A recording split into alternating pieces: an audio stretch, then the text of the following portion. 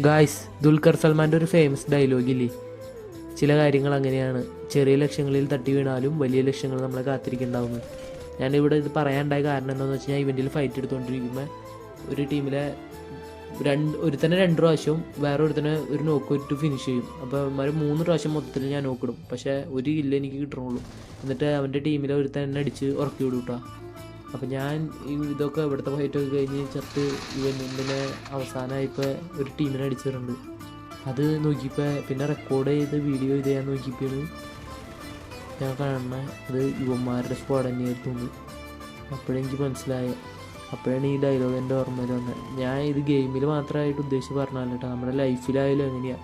ചില കാര്യങ്ങൾ നമ്മൾ ഭയങ്കരമായിട്ട് ആഗ്രഹിക്കും, പക്ഷെ അത് ഒരു സമയത്ത് നടക്കില്ല. ചിലപ്പോൾ പിന്നീട് എപ്പോഴെങ്കിലും വേറെ കാര്യങ്ങളിലൂടെയൊക്കെ ആയാലും നടക്കുകയും ചെയ്യാം. അതാണ് ഞാൻ പറഞ്ഞത്, അത്രേ ഉള്ളൂ. അപ്പോൾ അടുത്ത വീഡിയോയിൽ കാണാം. ബൈ.